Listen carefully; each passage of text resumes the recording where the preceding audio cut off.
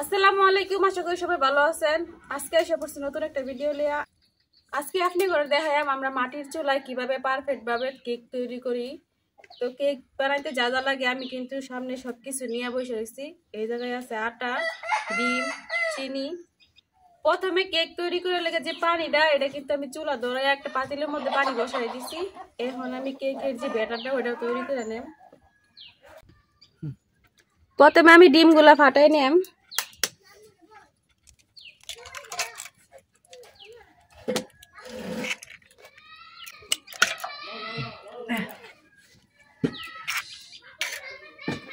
আমি কিন্তু দুইটা ডিম নিছি, আপনারা চাইলে বেশি নিতে পারেন। এখন দিয়ে দেন চিনি গুলা।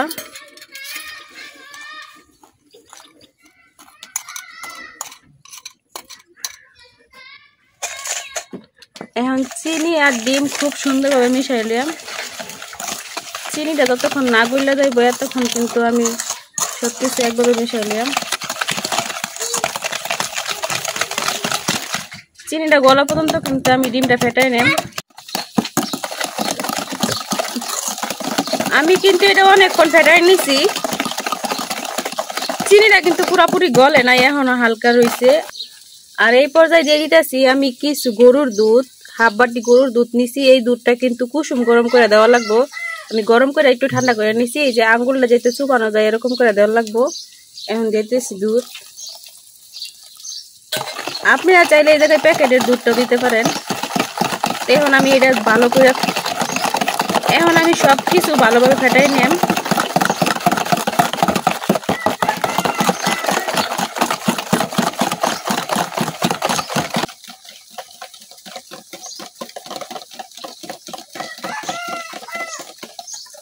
আজকে দুই চুলায় রান্না বসাইছি, এদিক দিয়ে বসাইছি তরকারি, এদিক দিয়ে বানাইতেছি কেক তাড়াতাড়ির জন্য।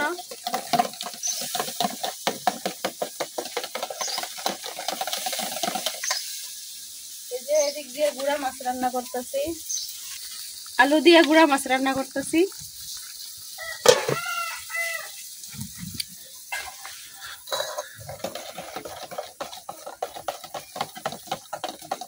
বাইরে রোদ আর দুই পাশে দুই চুলা, গরমে আজকে শেষ।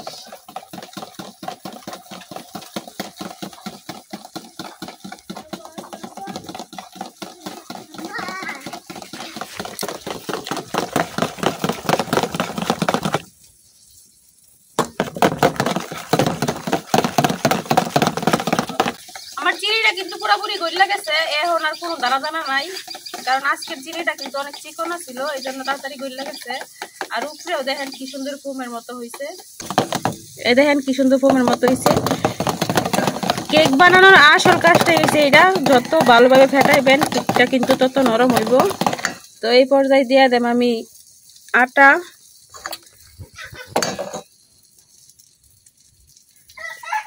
আটা কিন্তু একসাথে দিলে হইব না, অল্প অল্প দেওয়া লাগবো।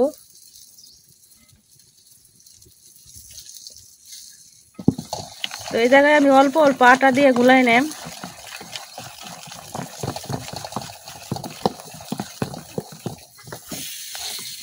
আর কেক বানাইলে আপনারা কিন্তু আটাটা অবশ্যই চাইলা নিবেন। আমি কিন্তু চাইলা নিছি চালনি দিয়া, নাইলে কিন্তু দলা দলা থাকবো, কেকটা খাইতে ভালো লাগবে না। তা আবার কিছু আটা দিয়ে নিতেছি।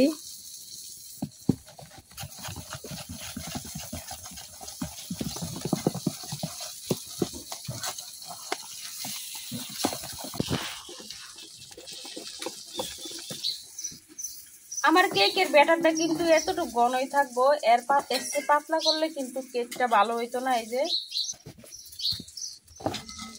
এই যে এরকম থাকবো। এখন এই পর্যায়ে আমি দিয়া দেব 1 চামচ পরিমাণ বেকিং সোডা, 1 চামচ লবণ। এখন আমি লবণ আর বেকিং সোডাটা খুব ভালোভাবে মিশাইলাম।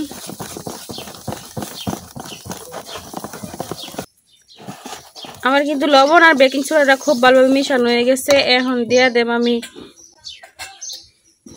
কিছু সয়াবিন তেল। আমি এই জায়গায় 3 চামচের মতো সয়াবিন তেল দিছি। সয়াবিন তেলটাও খুব সুন্দরভাবে সব কিছুর সাথে মিশাই নিলাম।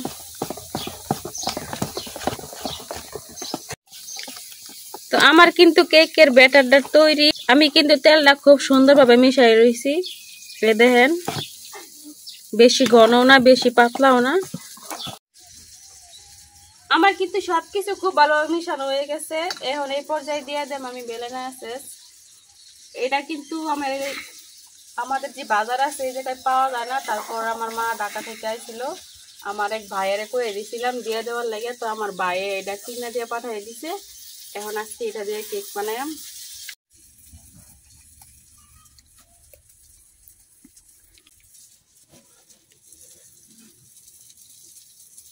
এখন আমি এই জায়গায় দিয়ে দিতেছি 1 চামচের মতো ভ্যানিলা এসেন্স।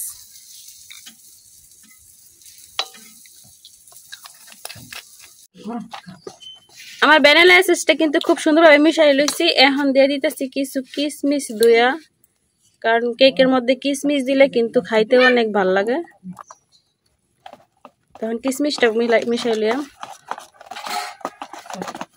কিশমিশটা কিন্তু মেশানো হয়ে গেছে। এখন আমি সসপ্যানের মধ্যে ডাইলা নিলাম। আমি কিন্তু কেক বানানোর জন্য এরকম একটা সসপ্যান নিয়ে নিয়েছি। আপনি যদি বেশি বানান তো বড় কে সসপ্যান নেবেন। তো প্রথমে আমি সসপ্যানের ভিতরে একটু সয়াবিন তেল দিয়ে নিতেছি। এখন এই তেলটা খুব ভালোভাবে একবারে চারদিকে সমানভাবে লাগাই দিতে হইব।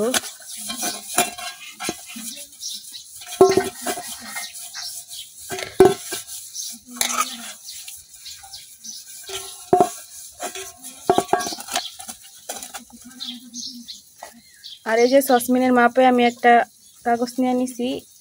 এখন এটা দিয়ে দিতেছি ভিতরে।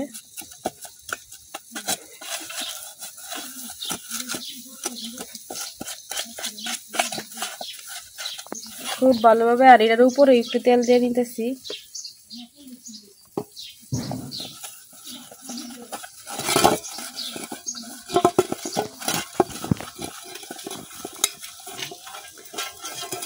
আমার তেল লাগানো কিন্তু শেষ। এখন আমি কেকের যে ব্যাটারটা আছে ওইটা ঢাইলা নেম।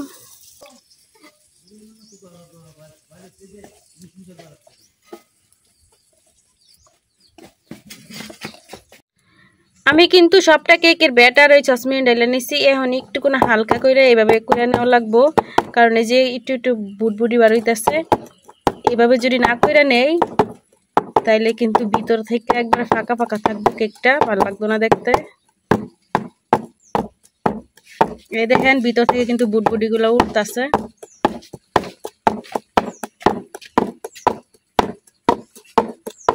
আর ওদিক দিয়ে আমার পানি তো বলক হয়ে পড়ছে, পানিতে কিন্তু বলক হয়ে পড়ছে। এই দেখেন, এখন এই পানির মধ্যে আমি একটা স্ট্যান্ড বসাই দিতেছি। এখন আমি কেকের সসপ্যানটা পাতিলের মধ্যে বসাই দেব।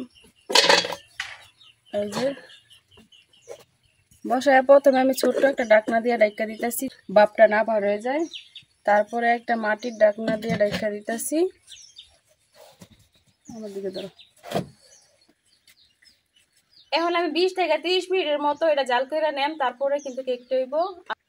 তারপরে 5 মিনিট পরে আমি কিছু কিশমিশ উপরটা দিয়ে দেম, কারণ দেখতে অনেক সুন্দর লাগবে। তাই এখন আমি কিছুক্ষণ জাল করে নিতেছি। ওদিক দিয়ে কেক তো বাপে বসাই দিয়েছি, এদিক দিয়ে কিন্তু আমার গুঁড়া মাছের তরকারি যে ওইটাও রেডি হয়ে গেছে।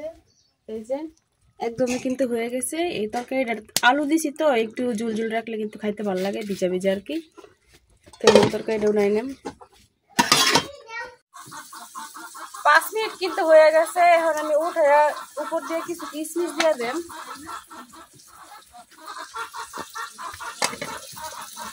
আগে যদি কিশমিশ দিতাম তাহলে কিন্তু একেবারে নিচে যাইতো বা ডুবা যাইতো। তারপর কিশমিশ দেওয়া কিন্তু শেষ। এখন আবার ডাইকা দেম।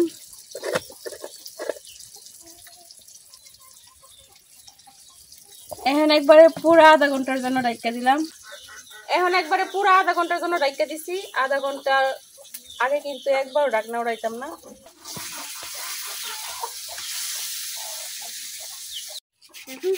আধা ঘন্টা হয়ে গেছে। এখন দেখি কেক কেমন হয়েছে। এই যে দেখেন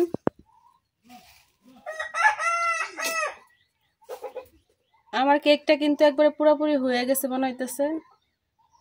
এই যে কাঠির মধ্যে কিন্তু কোনো রকম কেকের কোনো কিছু বাজা নাই, কেকটা কিন্তু একবারে পুরোপুরি রেডি। এখন আমি কেকটা উঠাই নেম।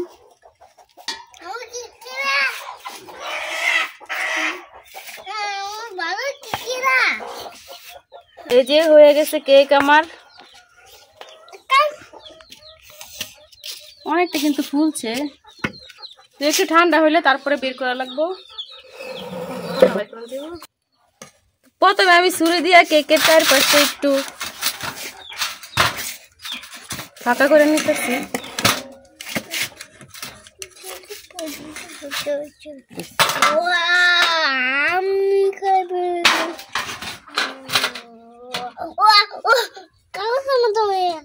এই যে কেকটা কিন্তু একবার হয়ে গেছে। বাবা গরম। এই যে আমার তৈরি হয়ে গেছে গা। এই যে দেখেন মাটির চুলায় কত সুন্দর ভাবে একটা কেক তৈরি করে নিলাম। সাইডটা কিন্তু একেবারে পুড়ছে না, এই যে চারদিক দিয়ে একবারে পুরোটা এক রকম রয়েছে কালার, কোনো দিক দিয়ে একটু পুড়ছে না, কোনো কিছু সমস্যা হয়েছে না। আর অনেকটা নরম কিন্তু হয়েছে। তো একটু ঠান্ডা হইলে তারপরে আপনার কাটটা দেখাম। কেক খাইবা তুমি? কেক খাইতে কেমন বাবা?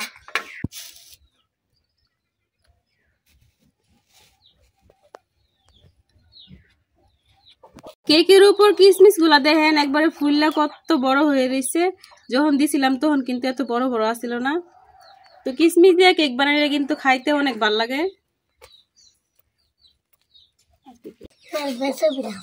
কেকের নিচে যে কাগজটা দিছিলাম আমি, এইটা এখন উঠাই নিতেছি।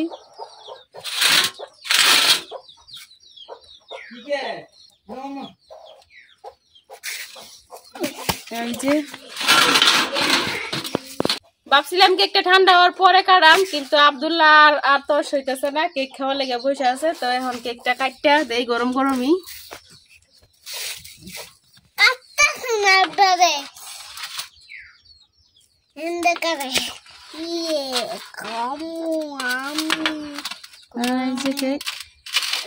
এখন অনেকটা গরম, আর কেকটা কিন্তু অনেকটা নরম হয়েছে। যে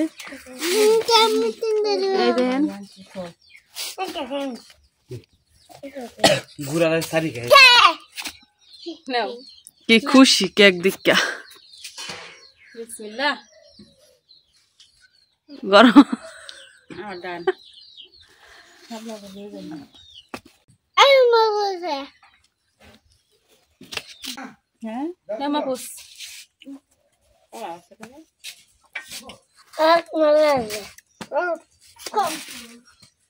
আব্দুল্লাহ তো নাচ শুরু হয়ে দিছে কেক খাইয়া। আব্দুল্লাহ অনেক খুশি, আব্দুল্লাহ যে কেক পছন্দ করে। ও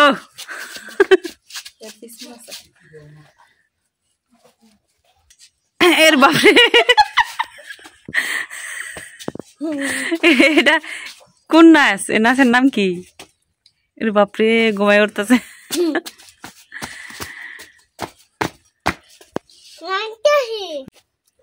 তো আমরা বাড়ির পোলাপান যেগুলো আছে সবাই কিন্তু কেক পছন্দ করে বেশি। তো কেক পছন্দ করলে কিন্তু আমরা বাজার থেকে কিনে না, কেক খাওয়াই না, বাড়িতে এইভাবেই রান্নার পরে যখন রান্না বাড়া শেষ হয়ে যায় তখন কেক আস্তে আস্তে হইতে পারে। তো আমরা বাড়িতেই কিন্তু পোলাপান কেক বানায় খাওয়াই।